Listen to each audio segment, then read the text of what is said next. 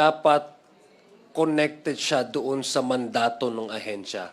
I think that is very important for the public to know kung ano yung dapat na intervention ng isang agency that has no direct mandate over security matters.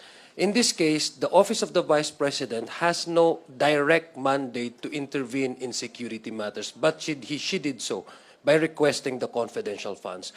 What the COA wanted to really know is not the regular police work that has been doing by a lot of agencies that have that mandate. Kasi gusto mong mag-intervene, gusto mong mag-support, gusto mong mag-assist sa mga agencies na doing all this police work. So what can you actually supplement and add to the overall objective of dismantling criminal elements in the country? Ano?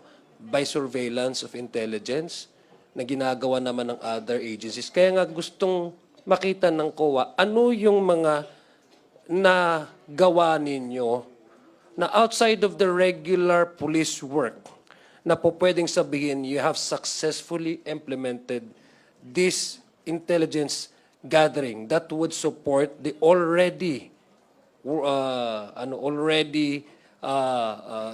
trabaho or work ng ating mga security agencies. Kaya doon pumapalo ngayon yung reward. 'Di ba?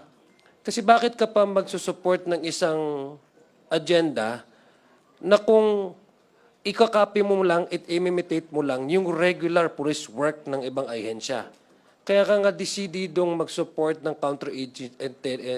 counter-insurgency work. Kasi may alam ka na po pwede mong idagdag doon sa already na ginagawa ng mga ahensya. I think yun yung dapat natin makita. And based on what we've heard from today's cross-examination, ang nag-benefit lang ata doon yung OVP. Yung pagpunta niya doon sa Davao, na safe siya.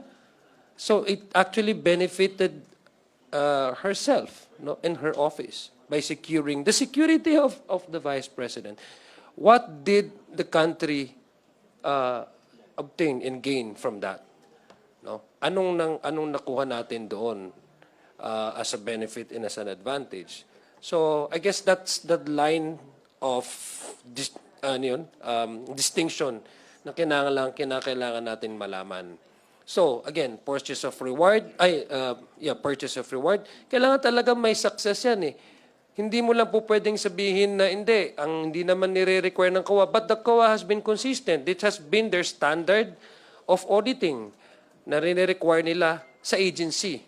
So hindi lang po pwedeng sabihin ng OVP na wala naman dyan nakasulat dyan specifically sa joint circular. So why are you asking this from us? Yun naman talang standard ng procedure ng auditing process. So I guess kung titingnan natin, ano bang gusto ng OVP? Special treatment na naman. No? So kung usual standard yon na ginagawa ng ICFAO sa lahat ng ahensyang ni-require nila for the reward, dapat sumunod din ang OVP at hindi dapat magiging exempted.